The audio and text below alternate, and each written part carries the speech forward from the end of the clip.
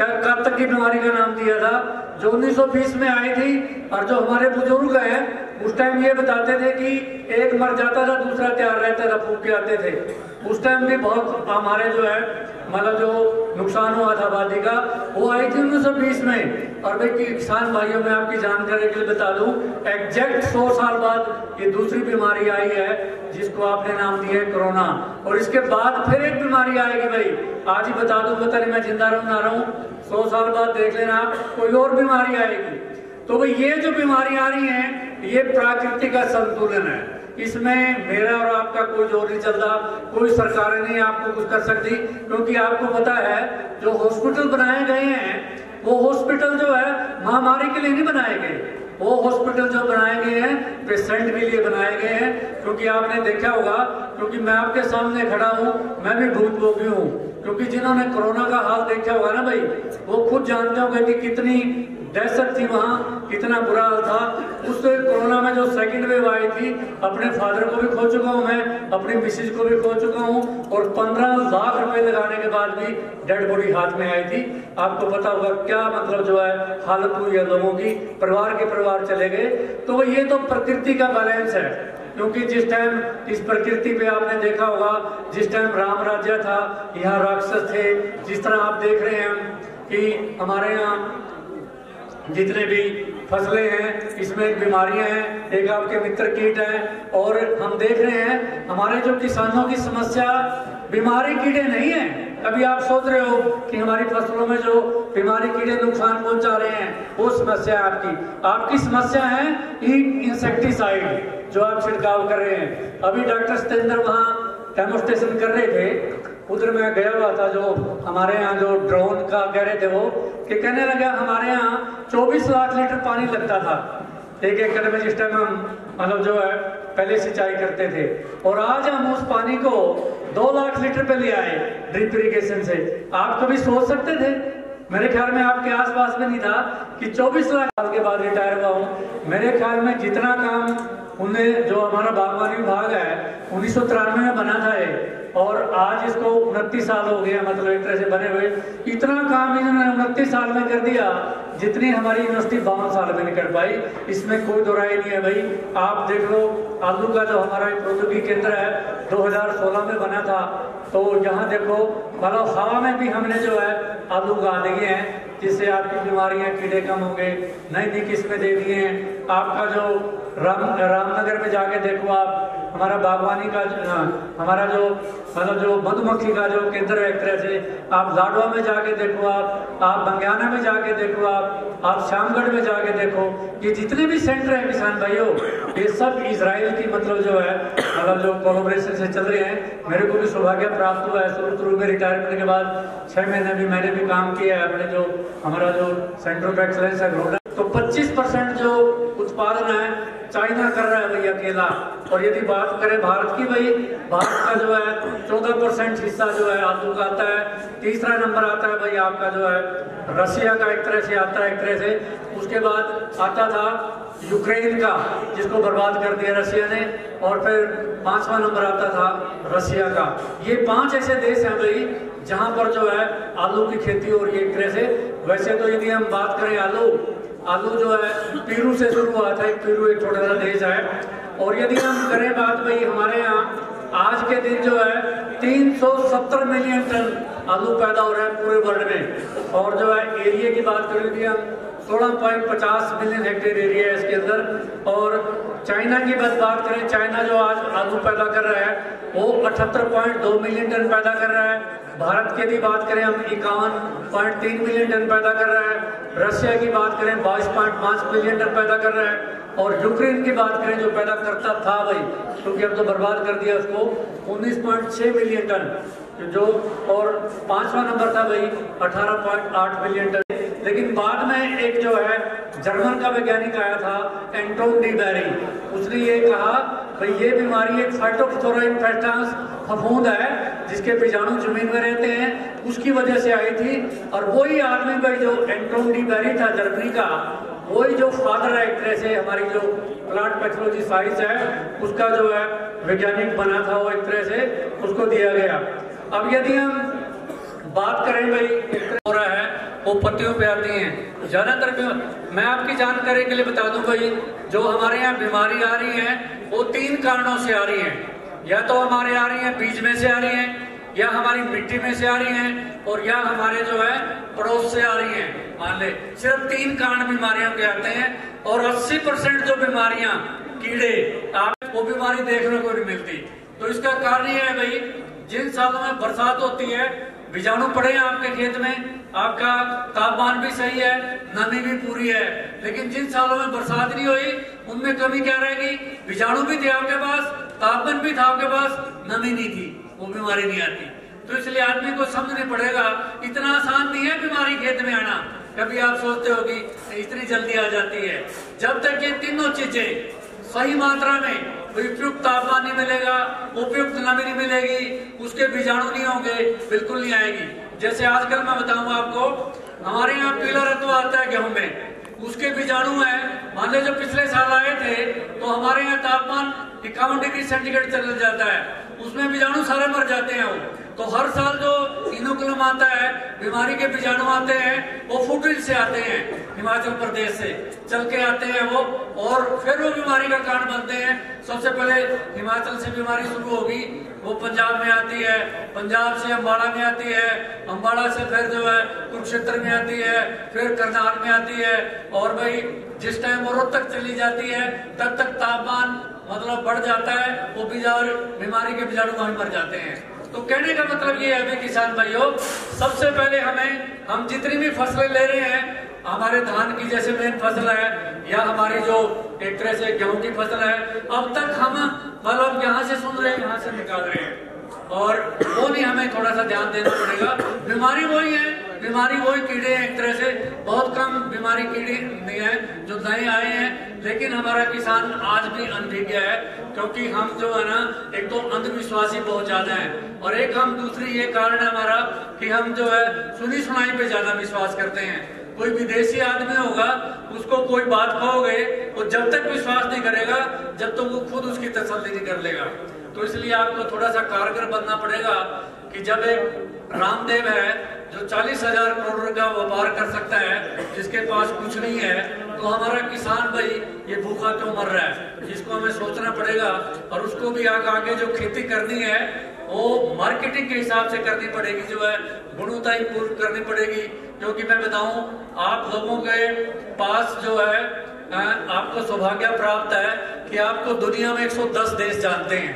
वो किसकी वजह से जानते हैं? क्योंकि आप बहुत अच्छा चावल पैदा करते हैं। लेकिन वहां भी किसान भाइयों अब खतरा मंडरा चुका है। जहां हमारा जो एक्सपोर्ट था वो 60,000 करोड़ का पहुंच चुका था, वो हमारा अब 24-25 हजार करोड़ पे आ चुका है। वहां भी हमें मार पड़ चुकी है, क्योंकि अब वो देश ये पूछने लगे हैं कि जो आप चावल भेज रहे हो उसके माँ बाप कौन से हैं। मतलब जहां तक पहुंचने लगे, वो तो दूसरी बात है कि वो गुणवत्ता का तो चावल होना चाहिए, उसके अंदर जो है खाद भी कम होना चाहिए, उसके अंदर दवाई भी कम होनी चाहिए, और उसके अंदर साथ में ये भी पूछ रहे हैं इसके माँ बाप कौन से हैं। कह लेंगे डीएनए टेस्ट भी दो, क्योंकि अब उनके पास जो अपॉर्चुनिटी बहुत है। क्योंकि मैं बता दूं आपको, सिर्फ 7 ऐसे राज्य हैं भाई जो बासमती जो है चावल पैदा कर सकते हैं। उसमें कौन कौन है? सिर्फ जम्मू कश्मीर है, हिमाचल प्रदेश है, उत्तराखंड है, आपका जो पंजाब है, हरियाणा है और यूपी है। सिर्फ ये 7 ऐसे राज्य हैं किसान भाइयों जो बासमती पैदा कर सकते हैं। यदि मध्य प्रदेश बासमती पैदा करेगा, उसको बासमती नहीं कहेंगे, ना उसको बाहर भेज सकेगा।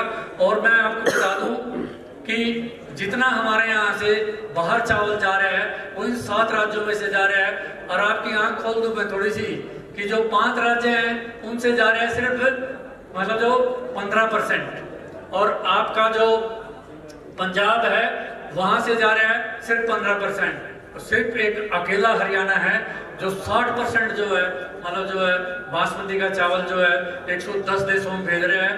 तो वहां भी अब मार पड़ने लगी है, क्योंकि बहुत सारा जो चावल है हमारा वापिस आ चुका है। क्योंकि उनकी मोनोपोली है भाई, एक मोनोपोली भी है, एक यूएसए की मोनोपोली है, एक यूरोपियन कंट्री की मोनोपोली है। और उन्होंने जो अपने जो मतलब टर्म एंड कंडीशन थी, मतलब जो वैल्यू थी कि ट्राइसाइक्लोजोल कितना होना चाहिए, वो मतलब जो उसकी लिमिट जो है घटा दी है एक तरह से, उससे जो हमारे किसानों को जो है बहुत कम जो है फायदा मिल रहा है। और उसमें भी बहुत सारे देश हैं, फिलीपाइंस है, पाकिस्तान है और कई देश हैं जो मतलब जो है पकड़ कर गए हैं। तो किसानों पे जो है और भी, क्योंकि आप देख रहे हो, यदि हम थोड़ा सा पीछे की बात करें कि हमारी जो बासमती है एक तरह से उसने बहुत पैसा कमाया है। और जय बासमती का नारा आपने देखा होगा, जिस टाइम हमारी हीरो होंडा आई थी, मतलब उसके पीछे भी लिखा गया था, किसानों को बहुत फायदा हुआ था। तो वहां भी मार पड़ने वाली है। तो अब मेरा कहने का मतलब यही है भाई, उसी हिसाब से करनी पड़ेगी, मार्केटिंग के हिसाब से करनी पड़ेगी। और दूसरा है मतलब हमें मुनाफा ज्यादा हो उस हिसाब से करनी पड़ेगी। और ये जो हमारा सेंटर है, जो पोटैटो का जो सेंटर है श्यामगढ़ में, इन्होंने जो तकनीक जो एरोपोनिक्स की निकाली है, मतलब जिसमें आलू का बीज जो पैदा किया जा रहा है, सिर्फ खासियत उसकी यही है क्योंकि बीमारी कीड़े कहाँ से आ रहे हैं, आपके बीज से आ रहे हैं। Director general sir doctor Arjun Singh Saini ji पधार चुके हैं। साथ ही में हमारे joint director doctor Manoj Kundu sir भी आ चुके हैं। उनके साथ ही मैं और जो अतिथिगण यहाँ पहुँचे हैं उन सबका हार्दिक स्वागत करता हूँ। और अभी मैं हमारे deputy director doctor Premchand Sindhu ji को आग्रह करूँगा कि वो जो हमारे एक्सपर्ट्स आए हैं उनका संबोधन करें।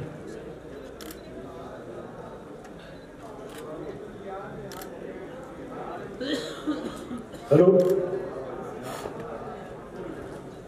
मंच पे असीम आज के कार्यक्रम के मुख्य अतिथि doctor Arjun Singh Saini, director general horticulture Haryana सरकार, मैं उनका यहाँ पहुँचने पर स्वागत करता हूँ। इसके अलावा जो ये 2 दिन का कार्यक्रम विशेषकर आलू उत्पादक किसानों के लिए रखा गया है, हरियाणा सरकार की तरफ से एक प्रयास किया गया है कि यहाँ हमारा क्षेत्र में आलू का एरिया कैसे हम उसको बढ़ाएं और उसमें क्या क्या तकनीकी अपना करके उसका उत्पादकता को बढ़ाया जाए और बीज उत्पादन का एरिया भी कैसे बढ़े, इसके ऊपर एक प्रयास किया गया है विभाग द्वारा। कि हमने यहाँ आज के प्रोग्राम में आपके सामने डॉक्टर एस.के. चक्रवर्ती फिलहाल वीसी हैं उच्च बिहार वेस्ट बंगाल में, एक्स डायरेक्टर हैं CPRI, doctor S K. Pandey ex director CPRI, doctor Devendra Singh director CPRI, doctor Dinesh Kumar joint director agriculture department Uttarakhand, doctor Dhirendra Kumar professor हैं पंतनगर यूनिवर्सिटी उत्तराखंड से। ये विशेष रूप से आपके पास अपना अनुभव शेयर करने के लिए और हमारे को आगे मार्गदर्शन करने के लिए आपके बीच में पधारे हैं। मैं सभी जो गेस्ट आए उनका हार्दिक स्वागत करता हूं, अभिनंदन करता हूं हरियाणा सरकार की तरफ से, आलू प्रौद्योगिकी केंद्र श्यामगढ़ की तरफ से। मैं यहाँ ये भी बताना चाहूँगा कि आपके बीच लगभग 5 राज्यों से, बिहार, यूपी, गुजरात, उत्तराखंड और गुजरात, बिहार, यूपी, उत्तराखंड से लगभग 55 जो आलू के प्रोग्रेसिव फार्मर हैं, जो कि आलू की खेती करते हैं काफ़ी एरिया में, वो आपके बीच आए हैं। तो वो 2 दिन के कार्यक्रम में यहाँ आपके साथ शामिल रहेंगे। और मैं कार्यक्रम के बारे में थोड़ा सा बताऊंगा कि आज का जो कार्यक्रम है, जैसा कि टेक्निकल सेमिनार चल रहा था जिसमें डॉक्टर DN भाटिया द्वारा आपको नवीनतम जो तकनीक है आलू को उत्पादन बढ़ाने के लिए वो बताई जा रही थी। इसके अलावा सेमिनार के अलावा यहाँ हमारा जो जितने भी यहाँ एरोपोनिक यूनिट हैं, नेट हाउस के अंदर सॉइल के अंदर हम मिनी ट्यूबर का प्रोडक्शन कर रहे हैं।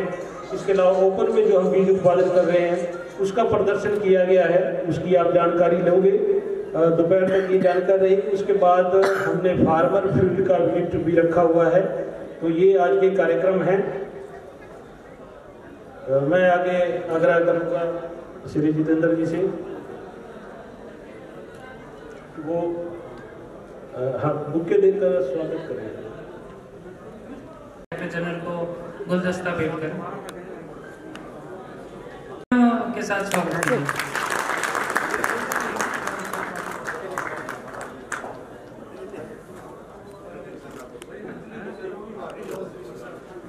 वीसी साहब हैं हमारे doctor S K. Chakraborty, doctor S K. Pandey sir, ex director CPRI का प्रदान करेंगे।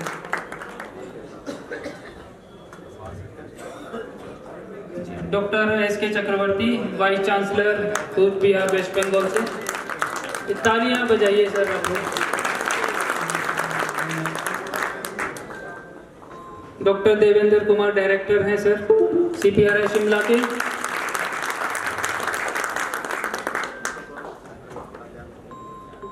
Doctor Mohinder Gadyan sir, project manager international potato centre से। डॉक्टर धीरेंद्र सर, तालियां नहीं बजा रहे हैं आप लोग, तालियों के साथ स्वागत कीजिए। Doctor Dhirendra sir, professor. Doctor Patel sir को गुलदस्ता आज ही स्टेट से आए हैं, डायस पर बैठे एक सेकंड आपको बता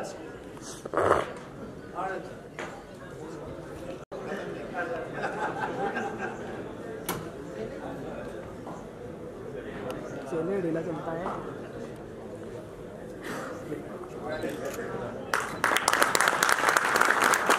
से हेलो हेलो हेलो, आवाज आ रही है आप लोगों को? तो डॉक्टर सैनी का मैं कह रहा था कि स्पोर्ट्स होने के प्रोग्राम से डिपार्टमेंट PTC की वजह से ये प्रोग्राम हो रहा आपके बीच में, तो सबसे पहले तो मैं डॉक्टर साहब का बहुत धन्यवाद करना चाहूँगा। हालांकि हमारा जो है पोटैटो टेक्नोलॉजी सेंटर और इंटरनेशनल पोटैटो सेंटर का ज्वाइंट है, लेकिन department of horticulture is the leader in this program. Director साहब है डॉक्टर कुंडू है, तो डिपार्टमेंट ऑफ हॉर्टिकल्चर के मेरे अपने पुराने कुलीग दोस्त भी हैं। डॉक्टर चक्रवर्ती जो वाइस चांसलर है नॉर्थ बंगाल यूनिवर्सिटी के, डॉक्टर पांडे हैं S.के. पांडे जो एक्स डायरेक्टर CPRI के, प्रेजेंट डायरेक्टर भी हैं डॉक्टर देवेंद्र कुमार जो CPRI के हैं। दीसा से जो पोटैटो का एरिया है गुजरात में, वहाँ से पटेल साहब भी हैं। और हमारे बीच में कुछ शायद वो स्टॉल्स देख रहे होंगे, पंतनगर से आए हैं प्रोफेसर भी हैं, उत्तराखंड से भी ज्वाइंट डायरेक्टर हैं। अभी तक मेरे ख्याल से गुजरात के किसान नहीं पहुंच पाए हैं क्योंकि वो मसमार हैं, उनकी सवेरे 7:30 बजे ट्रेन पहुंची थी दिल्ली।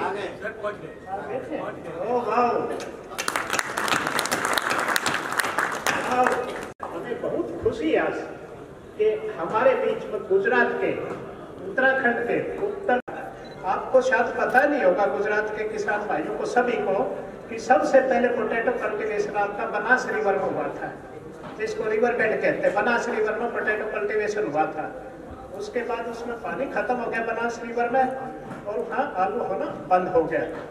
तो इस वजह से आप जो है गुजरात से आए हैं, प्रोडक्शन में सबसे हाईएस्ट आपकी गुजरात की, आपकी जमीन जो है सैंडी होते हुए भी आपने कमाल कर रखा है कि इंडिया की सभी स्टेट्स में पर एकड़ जो है आपकी यील्ड हाईएस्ट है। और आपने एक्सपोर्ट भी शुरू कर दिया है। Gujarat is the first state जिन्होंने एक्सपोर्ट शुरू किया। तो मैं आपसे मिलेंगे, फील्ड में चलेंगे। गुजरात वाले सीट यहाँ से हरियाणा से ऊंचा भी है, तो आज आप फील्ड में उनका देखिए जो किसान भाई यहाँ सीट बना रहे हैं, आपके पास गया है, कुछ आपकी शिकायतें शायद आई हैं, आप उनसे डिस्कस कीजिए आपको क्या चाहिए, कौन सी वैरायटी चाहिए, किस तरह का सीड चाहिए, आज खेत में उनसे डिस्कस कीजिए। और कल मीटिंग भी रखिए आपके साथ। मेरे किसान भाई जो है उत्तर प्रदेश से भी आए हैं, हम उत्तर प्रदेश गए थे, उत्तर प्रदेश हम जो है गए थे अभी एक्सपोजर विजिट लेके अपने पोटैटो सीड प्रोड्यूसर्स का आगरा और फरुखाबाद। तो बहुत अच्छी तरह से हमें रिसीव किया, सारी इंफॉर्मेशन प्रोवाइड की, एक्सेलेंट इंटरेक्शन रहा फार्मर्स के साथ, बहुत अच्छा रहा और आदान प्रदान हुआ। तो आपस में रिलेशन बढ़ेंगे, सीड वगैरह वो लेंगे, टेक्नोलॉजी लेंगे, पोटैटो टेक्नोलॉजी सेंटर जो है यहाँ पर वो बेसिक सीड बनाता है, इन विट्रो से बनाता है, बेस्ट सीड बनाता है। आप देखिए सभी चीज़ देखिए जो बाहर से आए हैं, उत्तराखंड से किसान आए हैं, वहाँ भी प्रॉब्लम है सीड की, क्योंकि हिल्स की तो वहाँ 7 मेट्रिक टन के आसपास सीड है। वहाँ जो प्लेन एरिया उत्तराखंड के अच्छा आलू होता है, काशीपुर वगैरह, सीड की प्रॉब्लम वहाँ भी है। तो किसान भाई वहाँ से भी आए, क्योंकि सभी जो किसान भाई आए हैं, चाहे उत्तराखंड से आए हैं, चाहे यूपी से आए, गुजरात से आए, सीड की सभी को प्रॉब्लम है। तो इसी वजह से वो इंटरेक्शंस करेंगे। बिहार से आए हैं, बिहार से मेरे डायरेक्टर सैम उनके स्पेशल भेजे 10 फार्मर्स, वहाँ से साइंटिस्ट उनको लेकर के आए क्योंकि सीड की प्रॉब्लम है वहाँ भी। नालंदा का मेन एरिया पोटैटो कल्टीवेशन का, वहाँ से वो किसान भाई यहाँ बैठे हुए। आप कंप्लीट इंफॉर्मेशन लेकर के जाइए यहाँ के किसानों से, साइंटिस्ट से लेनी है वो लेकर के जाइए, ठीक, अपनी रिक्वायरमेंट बताइए कौन सी वैरायटी चलती है। यहाँ बीटीसी और इंटरनेशनल पोटैटो सेंटर में सीपीआरए की तो ऑफकोर्स बैकबोन है, रेड वैरायटी निकालिए जिसको यूसी मैप कहते हैं। 7008 के नाम से भी बोलते हैं, अभी थोड़ा सा उसमें कंफ्यूजन है, बट यूसी मैप है, लाल है, 75 दिन की है। आपके बिहार में किसान भेजे भी गए हैं, ट्रायल्स भी किए, क्योंकि बिहार में जो है लाल आलू ग्रो करते हैं। और पहले सीपीआरए की लालिमा और सिंदूरी होती थी, ऑलमोस्ट खत्म हो चुकी हैं। टोकरी अरुण आई थी, उसमें भी पानी बहुत था तो वो भी चली गई। तो ये वैरायटी जो है शायद अच्छी चलेगी। इसके अलावा बाकी भी आप कंप्लीट इंफॉर्मेशन लेकर के जाइए। 2 दिन आपके पास है, कल बायर और सेलर मीटिंग है, ठीक है। आप जो भी क्वेश्चन पूछना चाहे बेधड़क करके पूछिए। थैंक यू, धन्यवाद। डिपार्टमेंट ऑफ एग्रीकल्चर उत्तराखंड से जो कुछ शब्द कहें। धन्यवाद। सम्मानित मंच, मेरे किसान भाइयों और बहनों सभी को नमस्कार।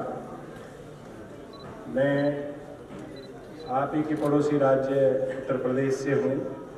मुझे राष्ट्रीय स्तर पर आलू संबंधित अनुसंधान और उससे संबंधित जो एक बढ़ोतरी होती है किसान की, उसकी दायित्व मेरे हाथों में है। और मुझे जानकर खुशी है कि आप ही के बीच में से डॉक्टर कादियान, जो एक अंतर्राष्ट्रीय स्तर के संस्थान से जुड़े हुए हैं, उनकी जिम्मेदारी न केवल भारत की बल्कि आसपास के जो जुड़े हुए देश हैं हमारे, चाहे वो भूटान है, वेस्ट अपना बांग्लादेश है, श्रीलंका और आसपास के और कई देश हैं, उस कार्य क्षेत्र में से वो इतना समय अपने देश के लिए निकाल पाते हैं कि आलू के बहाने एक उत्सव, एक मेला जिसमें 4-5 राज्यों के किसान यहाँ जुड़े हैं, इसके कई मायने हैं। न केवल आलू का भला है इसमें, बल्कि आलू के किसानों का भला है, किसानियत का भला है। हम लोगों के आपसी संबंध बनेंगे इस आलू के बहाने। उन्होंने इस एरिया को सीड प्रोडक्शन के रूप में चुना और उसको अपनी हरियाणा सरकार ने इतना बल दिया कि उनकी सोच को परवान चढ़ सकी। आज केवल मात्र 6 साल की आयु का ये पीटीसी नाम का बच्चा इस रूप में है कि न केवल हरियाणा के किसानों की आवश्यकताओं को पूर्ति कर पा रहा है, बल्कि और 4-5 स्टेट्स के किसानों को वो न्योता दे रहा है कि मैं आपके लिए आप जैसा बीज प्रोड्यूस करने की मेरी तैयारी है। सर, इस प्रयास के लिए मैं हरियाणा सरकार, डॉक्टर सैनी जैसे अनुभवी ब्यूरोक्रेट, एक किसानों की भलाई के लिए सोचने वाले डॉक्टर बलराज सिंह, इसी धरती से उपजे और पढ़े और आज की तारीख में वाइस चांसलर साहब, इसी तरह डॉक्टर कादियान, डॉक्टर कुंडू ने तो इस 2016 में इस स्थान पे बेसिक कार्य किया। मैं इनके लिए खास तौर से, जिन्होंने जो शुरुआती दिनों में इन चीज़ों को लेता है, इनका वो संस्थान हमेशा करता है। इसी सीरीज में मुझे बड़े फख्र के साथ बताना चाहूँगा मैं कि मेरे 2 पूर्व director CPRI, doctor S K. Pandey और उसके बाद डॉक्टर एस.के. चक्रवर्ती। आप अहमियत देखिए इस स्थान की कंट्री लेवल पे कि 3 डायरेक्टर, मैं बहुत छोटा हूँ उनके सामने, 3 सीपीआरआई डायरेक्टर आपकी इस मेले में, आपके इस उत्सव में, आपकी इस खुशी में सहयोग कर रहे हैं। किस लिए कि आप न केवल हरियाणा का और आलू का, और मुझे बड़ा अच्छा लगा आपने नाम दिया हर आलू, मैं शायद संभावना किया उसका हरियाणा आलू को आपने ऐसे, ये वो ब्रांड है जो आने वाले समय में न केवल हरियाणा में बल्कि आसपास के राज्यों में 4 चांद लगे इसमें। आप क्योंकि यहाँ 2 चीजें हैं, आप मेहनत कश लोग हैं, किसानियत से जुड़े हैं आप, और ये आप दिखाना जो फील्ड, जो क्षेत्र आपको एक बार चिन्हित कर दिया जाए, आप उसमें गोल्ड मेडल लेने वाले लोग हैं, तो वो न केवल आलू के उत्पादन में होगा बल्कि आलू बीज में भी आप क्रांति लाएंगे। और मैं इनडायरेक्टली, वैसे तो सैनिक साहब से पर्सनल मुलाकात में मैंने कान में कहा कि सर आपका स्टेटस इतना अच्छा बना रहे हैं आप हमारे लिए, आने वाले टाइम में CPRI की जब बात करता हूं कि हमें एक चैलेंज लग रहा है, लेकिन मन ही मन ये खुशी है कि जो जिम्मेदारी एक राष्ट्रीय स्तर की CPRI में है, उसमें कोई हमारा मजबूती से भागीदार बन के आ रहा है।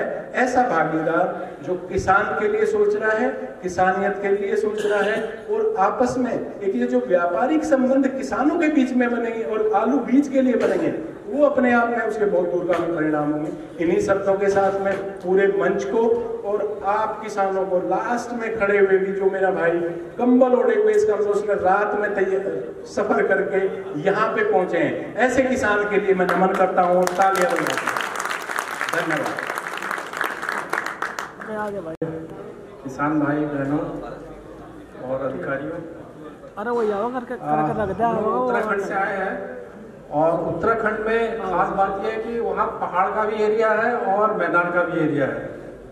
तो जो हम मैदानी क्षेत्रों में बीज उत्पादित करते हैं वो पहाड़ पे भी यूज हो जाते हैं, और जो पहाड़ पे हम बीज उत्पादन करते हैं वो फिर मैदानी क्षेत्रों में भी यूज हो जाते हैं। ये हमें एक फायदा होता है।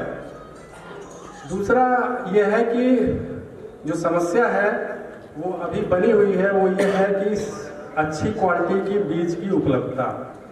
मुझे लगता है ये पूरे देश में आलू के लिए लागू होता है कि हमें अभी अच्छी गुणवत्ता के बीज उतनी मात्रा में नहीं मिल रहे हैं जितनी मात्रा में हमको मिलने चाहिए। तो मुझे लगता है कि इस तरह की जो टेक्नोलॉजी यहाँ पे दिखाई गई है, उससे हम लोग को प्रोत्साहन मिलेगा कि इस तरह की टेक्नोलॉजी को हम खुद को उसमें पारंगत करके किसान भाइयों के साथ मिलकर जो उच्च गुणवत्ता के बीज के है उत्पादन, उसको हम बढ़ा सकते हैं। तो इसके लिए हमें आपका भी साथ चाहिए, वैज्ञानिकों का भी साथ चाहिए, और साथ साथ में सरकार के जो सेंटर हैं, जो कृषि विभाग है, जो उद्यान विभाग है, उनका भी साथ चाहिए, जिससे कि वो बीज के उत्पादन में, आलू के स्पेशली बीज के उत्पादन में हम लोग का सहयोग करें और आप लोग को उस उच्च गुणवत्ता की जो बीज है वो मिल सके। तो इससे जो है आलू का उत्पादन और बढ़ेगा।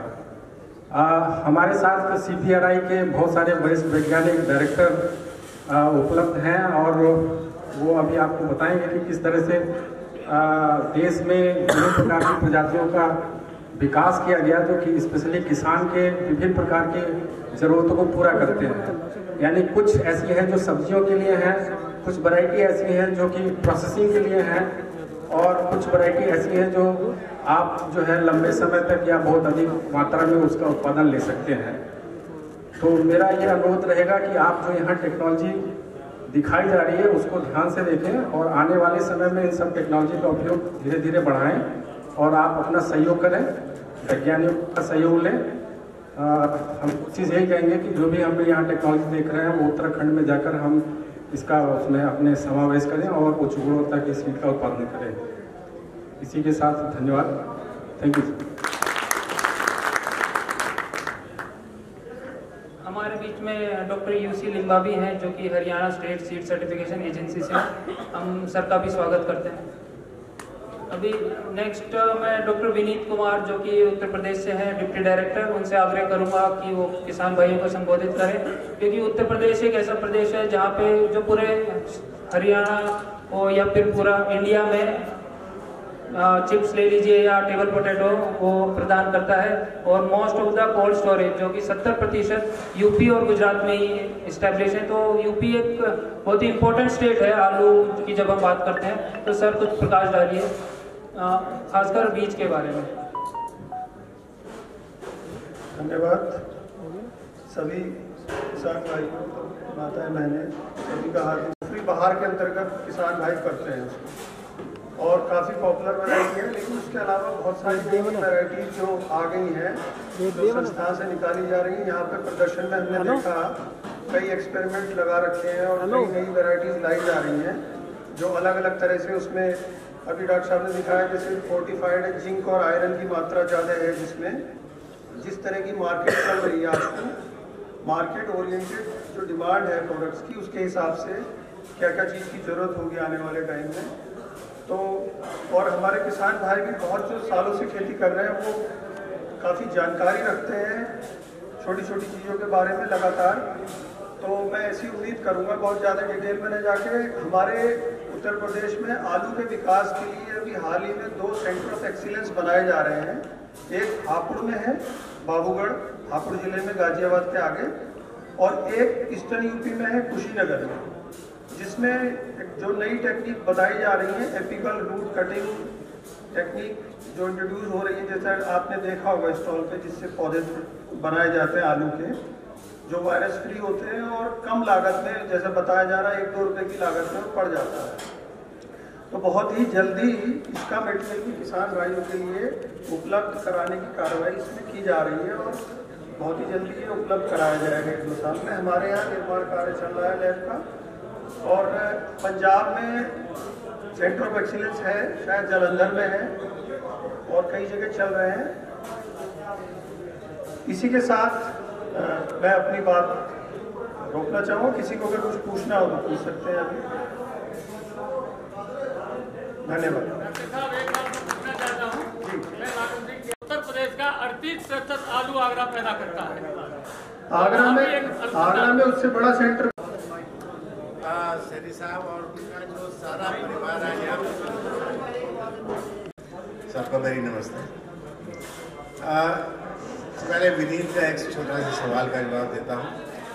कोई बहुत सी ऐसी वैरायटी होती है और डिफरेंट कंट्री में ऐसी होती है जिनको 50 साल 100 साल हो गए हैं, जैसे इन्होंने बात की बाहर के साथ से चली आ रही है, और उनको मैं याद दिला दूँ कि ये करीब 45 साल पहले की बात है, यहाँ पे ये रिलीज़ की गई थी और आज भी वो प्रचलित है। जैसे फॉर मैं कहता हूँ कि अमेरिका में रसेट बर्बेरी के आज 100 साल से ज़्यादा वो वहाँ से चल रही है, आज भी पॉपुलर वैरायटी है। ऐसे इंग्लैंड में वैरायटी है, मैरिज पाइपर है, हमारे इंडिया की अपनी वैरायटी है, ज्योति है, ये सालों चलती है। ये ऐसी वैरायटी है जो अपने आप अपनी जगह को सालम बना लेती है और इनमें कोई ऐसा प्यारा नहीं होगा जो आज भी किसान इनको नहीं देगा। मैं सीड के बारे में न बोल के आज कुछ और बातें कहूँगा जो पिछली बार मैंने कानपुर में कुछ कही थी, कुछ लोगों को शायद उसको सुन के कुछ फ़ायदा हुआ हो। लेकिन नंबर एक बात मैं कहूँगा कि सभी बीमारियाँ लेट ब्राइट नहीं होती। लोग इतना डरा देते हैं ना लेट ब्राइट से कि कहीं भी कोई गलती से कोई धब्बा आ गया ना, तो आप चले गए और उसने जो आपका डीलर है जो दवाइयाँ बेचने वाला 10-12 आपको दे ही देगा और काफ़ी आपका पैसे का बट्टा उठा देगा। ब्लाइट वहाँ है नहीं। गलत आपने कोई केमिकल डाल दिया है तो आपको ब्लाइट के लक्षण दिखाए, ब्लाइट है नहीं। सिमिलरली अगर कोई और ऐसा काम करे, जैसे माइट आ गए, माइट जानते हैं वो पत्ती में से सब चूस लेते हैं, पत्ते काले पड़ जाते हैं, ब्लाइट है। ब्लाइट नहीं है। ब्लाइट जब तक नहीं आएगी जब तक कि पूरा टेम्परेचर आज का बाहर का 12-13 डिग्री नहीं होगा, पूरा बादल छाया होगा, पूरे उसमें अच्छी नमी होगी, तभी ब्लाइट आएगी। और ऐसे बहुत कम दिन आते हैं और 3-4 साल में कोई कितने ही का ध्यान रखे। ब्लाइट के लिए जबरदस्ती का स्प्रे करने की कोई ज़रूरत नहीं है। ये तो सर मेरा ये कहना है कि आधी बीमारी चली जाती है अगर आपने अच्छा सीड किया, और पूरे पोटैटो कल्टीवेशन का 40% कॉस्ट है वो सिर्फ सीड की है। तो ये ध्यान रखिए, अगर आपने कहीं से अच्छा सीड लिया आधी प्रॉब्लम आपकी दूर, और आपने एक बार सीड खराब ले लिया फिर आप एड़ी चोटी का जोर लगा दें, आपकी क्रॉप में कुछ नहीं होने वाला। बीमारियों से बचा सकते हैं, लेकिन जब अगर वायरस आ गया और आपने वो सीड लगा दिया तो समझ लीजिए कि आप अपना उस साल का नुकसान किया, और कहीं गलती से अगर आपने बीज उलट लिया तो आप कितनों का नुकसान कर रहे हैं। तो ऐसे सीड को आपको लगता है कि 20% से ज़्यादा आपको दिखाई पड़ रहा है कि इसमें वायरस आया हुआ है, तो समझ लो कि 30% आपको नहीं दिख रहा, मतलब 50% आपके आलू में खराब है। उसको बेटर होगा कि जितनी जल्दी उसकी खुदाई करके और उससे कच्ची चालू भेज देंगे। मैं 2005 से इधर से गुजरता था और दिल्ली जा रहा होता था, तो उसमें मैं देखता था कि ट्रैक्टर ट्रॉलियों में और सब में बड़ा आलू यहाँ से होकर जा रहा होता था, और उसको मैं मैं सोचता था कि इतना अच्छा आलू हो रहा है, चमकदार हो रहा है, करनाल के पास से ही निकलता था, यहाँ से दिल्ली जा रहा होता था। ये लोग क्यों जो है सिर्फ टेबल पोटैटो कर रहे हैं, वाई नॉट अच्छा सीड के बारे में भी ये सोचते हैं। उस समय ऐसा होता था कि हम लोग अमीर लोग होते थे, आपस में मिलते रहते थे, पंजाब से कोई डिप्टी डायरेक्टर, यूपी से डिप्टी डायरेक्टर, एग्रीकल्चर पोटैटो ऐसे होते थे, आते रहते थे। हरियाणा से भी लोग आए।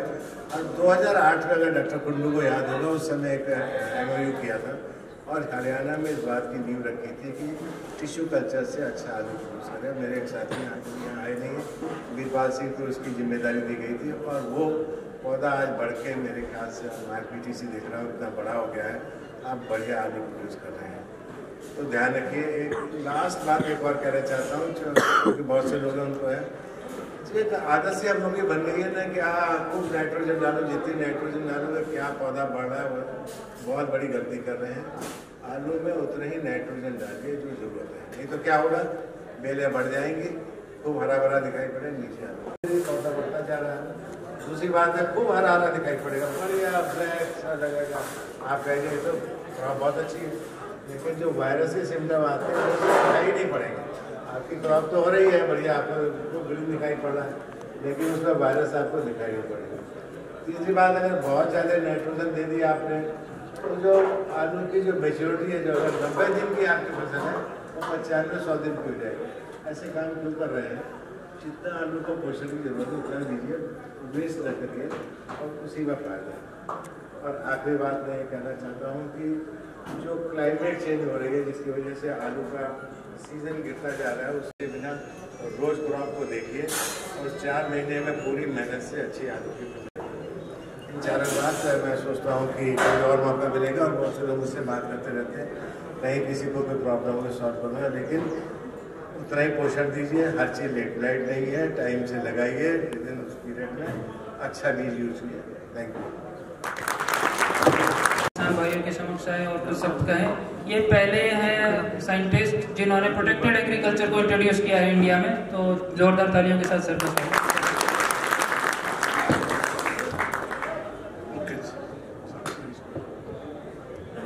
सबको नमस्कार।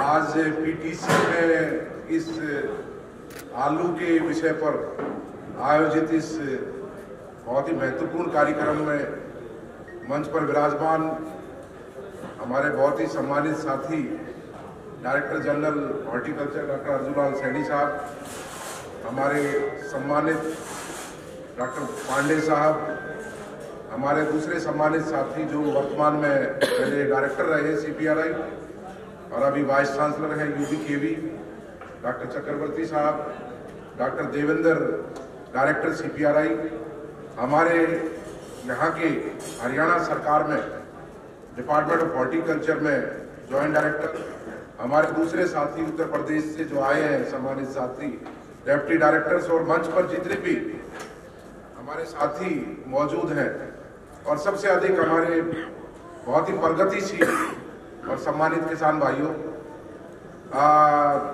मैं तो डॉक्टर काद्यान साहब, उनका नाम मैं लेना भूल गया, माफी चाहूँगा, उनकी वजह से मैं आया हूँ। डॉक्टर साहब ने मुझे बताया कैसा प्रोग्राम कर रहे हैं, तो मैं वैसे तो सांपला के पास मेरा गांव है झज्जर जिले में, लेकिन पढ़ाई के बाद ज़्यादा नौकरी राजस्थान में की और दिल्ली भी रहा पूसा में, तो लगभग 34 साल में से 20 साल सेवाएं राजस्थान में दी और 14 साल दिल्ली के अंदर IRI में 14-15 साल। अब दूसरी बार वाइस चांसलर हूँ, पहले एग्रीकल्चर यूनिवर्सिटी जोधपुर में वाइस चांसलर रहा और अब ये जयपुर के पास यूनिवर्सिटी है जो हरियाणा से लगते हुए 8 जिलों का दायित्व देखती है। तो कुल मिला के जैसा बता रहे थे आप कि दिशा मॉडल की बात हो रही थी गुजरात की कि किसान आए कि नहीं आए, क्योंकि मैं डायरेक्टर भी रहा हूँ सीड स्पाइसेस का अजमेर में, जो हमारा ICR का इंस्टीट्यूट है, 4 साल वहाँ भी रहा हूँ। तो देखिए, मैं पहले तो डिपार्टमेंट ऑफ हॉर्टिकल्चर जो सैनी साहब के नेतृत्व में काम कर रहा है, हॉर्टिकल्चर में जितना डेवलपमेंट हरियाणा में हुआ है शायद किसी स्टेट में नहीं हुआ, और वो धीमी गति से नहीं हुआ, तेजी की गति से हुआ है। चाहे वो PTC ये हो से दूसरा आप हाईटेक हॉर्टिकल्चर का जो प्रोटेक्टेड कल्टीवेशन का घरौंडा में रहा है, IRI के बाद इक्वालिटी मॉडल, फिर मैं अभी बीच में नेशनल कोऑर्डिनेटर था हनी बीज का, पॉलिनेटर्स का 3-3.5 साल। तो आपका कुरुक्षेत्र के अंदर रामनगर में है, वो भी दिस द बेस्ट इंस्टीट्यूशन। और मैं भी जब मेंबर था वहाँ, आप भी मीटिंग में वहाँ आए, तो बल्कि बड़ा प्रोजेक्ट 10 करोड़ के लगभग का आपके केंद्र सरकार से वहाँ की, उसको देखते हुए लिखी साहब क्योंकि यहीं से गए हैं, अभी एडिशनल सेक्रेटरी है, तो हम बात कर रहे थे कि नहीं ऐसे संस्थान को तो निश्चित रूप से इतनी मदद तो मिलनी चाहिए ताकि और तरक्की करे। और मेरी तो कोशिश ये थी कि जो हनी बीज और पॉलिनेटर्स के ऊपर मेरी तरफ से मैंने बना के पूरा EFC, और वो कैबिनेट से अप्रूवल हो गई, वो सबमिटेड है। अब उसको देखते हैं कि पहला देश का ऐसा संस्थान होगा हनी बीज और पॉलिनेटर्स के ऊपर, रिसर्च के ऊपर। पर कुल मिला के मैं कहना चाहूंगा कि जो प्रोग्राम है वो बहुत ही महत्वपूर्ण एस्पेक्ट पे है। आलू हमारी बहुत महत्वपूर्ण फसल है, और हर हॉर्टिकल्चर में या दूसरी फसलों में भी, हॉर्टिकल्चर तक लिमिटेड नहीं, पर हॉर्टिकल्चर में ज्यादा आवश्यकता है। प्लांटिंग मटेरियल सीड वो अकेला 25 से 30% जो है फसल के भाग्य को डिसाइड कर देता है। फसल की निर्भरता सीड के ऊपर, प्लांटिंग मटेरियल के ऊपर है। अब ये प्लांटिंग मटेरियल यहाँ तैयार कर रहे हैं और हाई टेक्नोलॉजी से तैयार कर रहे हैं और किसानों के लिए कर रहे हैं, और उसको सब्सिडाइज रेट पर दे रहे हैं किसानों को, तो इससे बढ़िया काम तो हो नहीं सकता। बाकी वैरायटीज का काम CPRI कर रहा है, बहुत महत्वपूर्ण काम इस देश में हुआ है। पर कुल मिला के ये कि बहुत बड़ा योगदान प्लांटिंग मटेरियल का, रोपण सामग्री का, सीड का होता है। अब मैं आपको उदाहरण दे दूं राजस्थान का।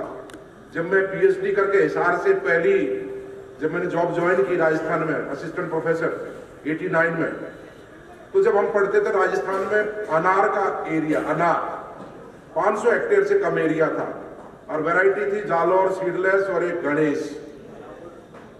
आज आपको एक भी पौधा नहीं दिखाई देगा उसका। और आज राजस्थान में 89-90 की मैं बात कर रहा हूं, आज राजस्थान में 17-18 हजार हेक्टेयर एरिया अनार के अंतर्गत भगुआ है एक ही।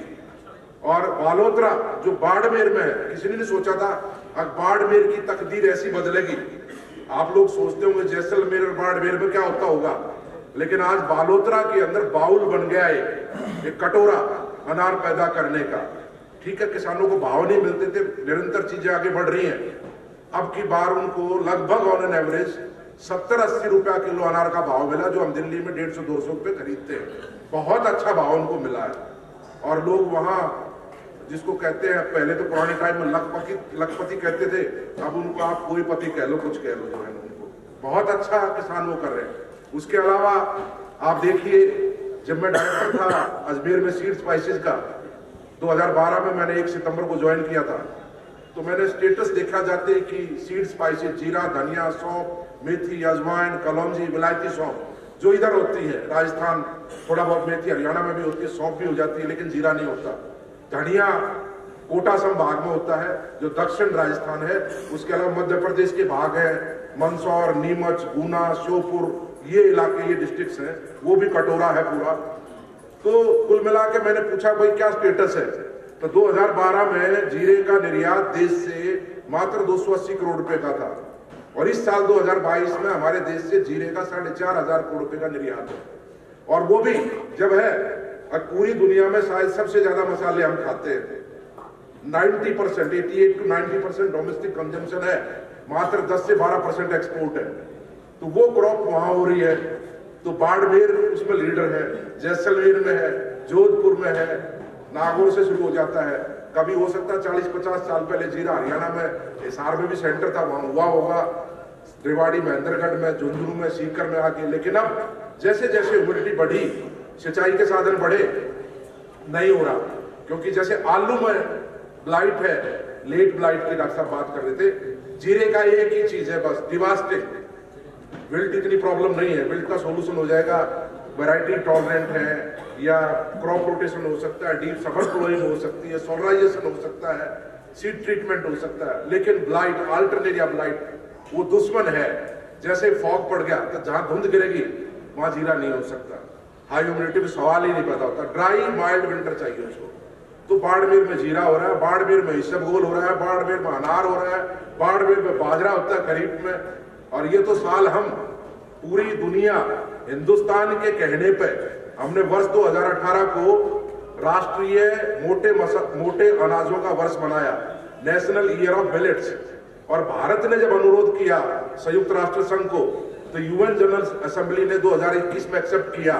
ये 2023 जो है इसको हम इंटरनेशनल ईयर ऑफ मिलेट्स मना रहे हैं। और हमने पूरी यूनिवर्सिटी में सब जगह नॉर्थ से लेकर साउथ तक सब लगे हुए हैं। भाई ये बाजरा है, जवार है, या फॉक्सटेल मिलेट है, या फिंगर मिलेट है, बहुत सारे मिलेट्स हैं जो दक्षिण में होते हैं। उत्तर भारत में हमारे पास सिर्फ बाजरा है जो हरियाणा में भी होता है।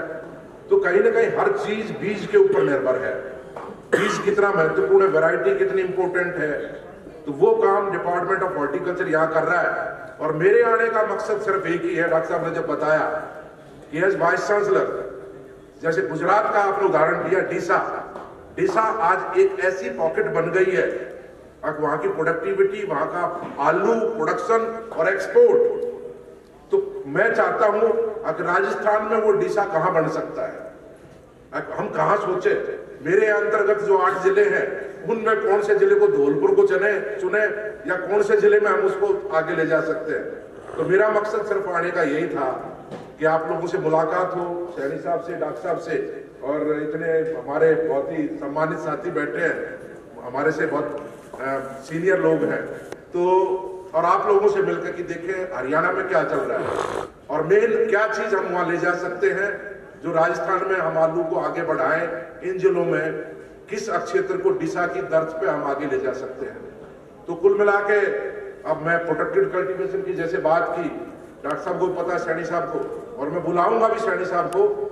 जॉबनेर के पास मेरी यूनिवर्सिटी से 15 किलोमीटर दूर मात्र प्रोटेक्टेड कल्टीवेशन का कंट्री का मोस्ट सक्सेसफुल मॉडल हमने तैयार किया है। मोस्ट सक्सेसफुल, मैं उसमें पहले से जुड़ा हुआ हूं। एक गांव के अंदर, उसके आसपास 2-3 गांव और जुड़े हुए हैं, पर एक ही गांव में 1000 से ऊपर ग्रीन हाउसेज हैं और किसी किसान के पास 10-12 एकड़ से नीचे ग्रीन हाउस नहीं है। क्लस्टर है पूरा। अगर आप छत पे खड़े होकर फोटो खींचेंगे तो इजराइल से भी बढ़िया पिक्चर आएगी, चीन से भी बढ़िया पिक्चर आएगी इसकी, अगर ओवरव्यू लोगे तो। और मोस्ट सक्सेसफुल मॉडल है। और एक और चीज बता दूं, जॉबनेर में एक बूंद पानी नहीं है ग्राउंड में, एक बूंद भी। 50 साल पहले था, सारा निकाल लिया। राजस्थान में क्या गलत चीजें चुनी, प्याज पैदा करने लगे सीकर में और आगे कुचामन में, जोधपुर तक। अब वहां बाड़ू रेत है, वाटर होल्डिंग कैपेसिटी है नहीं, जीरो है ऑर्गेनिक मैटर। आप अभी पानी दो, फ्लड इरिगेशन करो, 1 घंटे बाद आप जूते पहनकर खेत में घूम जाओ, कुछ नहीं होगा। आपके हमारे खेतों में तो 1 हफ्ते में पैर रख सकते हो आप, वो वहां स्थिति नहीं है। तो पानी का दुरुपयोग किया, तो पानी के दुरुपयोग की वजह से हम उनको कह रहे हैं प्याज आपकी फसल नहीं है, आपकी फसल है मूंग, आपकी फसल है बाजरा, आपकी फसल है ये दूसरी जो ना सारी की सारी, अनार चल रहा बढ़िया।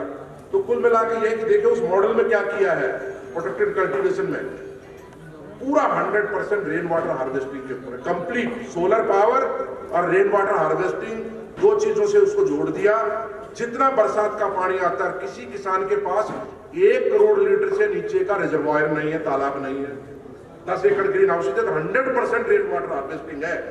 पर एक ही गलती कर रहे हैं, एक ही क्रॉप ले रहे हैं, खीरा, सीडलेस कुकुम्बर।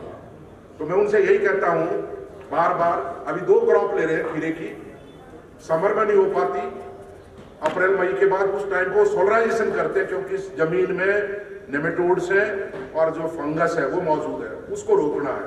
उसके लिए भी मैंने तुरंत काम चालू करवा दिया मेरी यूनिवर्सिटी में, डिपार्टमेंट ऑफ इंजीनियरिंग को जिम्मेदारी दे दी है। अगर हम ऐसी कोई चीज तैयार करें, अगर सोलराइजेशन की भी जरूरत ना पड़े, ये तीसरी फसल खीरे की ले पाए, 1 साल में 3 फसल हो जाए तो वो। लेकिन बात वहां सीड की आती है, वो प्राइवेट कंपनियों के सीड खरीद रहे हैं, 8.5 रुपए का एक बीज खरीद रहे हैं। वो पार्थिनोकार्पिक कुकुम्बर का सीड कोई 4 रुपए का बेच रहा है, कोई 8 रुपए का, कोई 8.5 का, कोई 10 रुपए का। जबकि हमने पूसा से वैरायटी तैयार कर दी, मैं उसमें खुद सम्मिलित हूँ, चेरी टमेटो और पार्थिनोकार्पिक कुकुम्बर, पूसा पार्थिनोकार्पिक 6। अब ये पाइपलाइन में हो रहा है, पंतनगर से भी वैरायटी आ गई, केरला एग्रीकल्चर मिनिस्ट्री से वैरायटी आ गई। तो मैं यही कह रहा हूँ, आपके बच्चों को, किसी यूथ को आगे आना पड़ेगा। आप IRI से MOU साइन करो, पेरेंट्स ले लो उसके, और सीड प्रोडक्शन करो और 1 रुपए की कॉस्ट आती है सीड प्रोडक्शन में, आप किसान को 2 रुपए का सीड दो, आपको 1 रुपया सीड पे बचेगा, मालामाल हो जाओगे किसान भी। नहीं तो एक इनपुट के ऊपर, सीड के ऊपर एक बीज 2 रुपए का, एक सीड 8 रुपए का है, बहुत भारी खर्चा पड़ता है। उसको कैसे कम करें, उस इनपुट को एक, तो उसके ऊपर मैं जोर दे रहा हूं अभी, और उनके साथ में लगातार जुड़ा हुआ हूं। और मैं तो सैनी साहब से रिक्वेस्ट करूंगा, एक बार हम भी बुलाएंगे आपको, एक प्रोग्राम उस जो क्लस्टर है, क्लस्टर अप्रोच है, मार्केटिंग में कोई प्रॉब्लम नहीं है।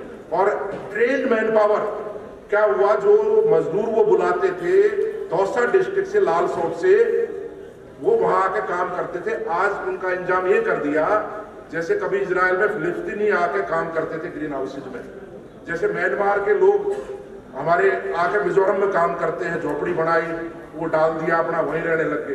तो उसी तर्ज पे वो वहां पे पेड़ आने लग गए, आदमी और औरत दोनों, और पूरा वो ठेका ले लेते हैं, किसान कुछ नहीं कर रहा। वो हरियाणा में जैसे हमारे राठ जड़ा जब जमीन बिकने लगी ना, कोठियां बनी शुरू में, अब वहां पर उस गांव में ऐसी कोठी बन गई, उनके तो ग्रीन हाउस है, कर वो रहे हैं वो मजदूर सारा, उनको 30% मिल रहा, किसान को 70% का ठेका कर रखा है सीधा। तो इस तरीके से चीजों का डेवलपमेंट होगा। तो मैं पुनः, ज्यादा समय कम है, मैं बधाई देता हूं डिपार्टमेंट ऑफ हॉर्टिकल्चर को, सैनी साहब को और डॉक्टर खाद्यान को, कि संयुक्त रूप से उन्होंने CIP डिपार्टमेंट ऑफ हॉर्टिकल्चर में ये प्रोग्राम कराया, और जिसमें सभी इतने महत्वपूर्ण लोग, director CPRI, x director CPRI, और डॉक्टर साहब अभी वाइस चांसलर भी UPKV में, और दूसरी स्टेट से, उत्तराखंड से भी और UP से भी और तीसरा से भी, गुजरात से भी किसान आए हैं। हो सकता है राजस्थान से कोई नहीं आया होगा, पर मैं कुछ चल के आया हूँ राजस्थान से कि वहां का रेप्लिकेट कर सकते हैं। तो धन्यवाद, जय हिंद, जय भारत।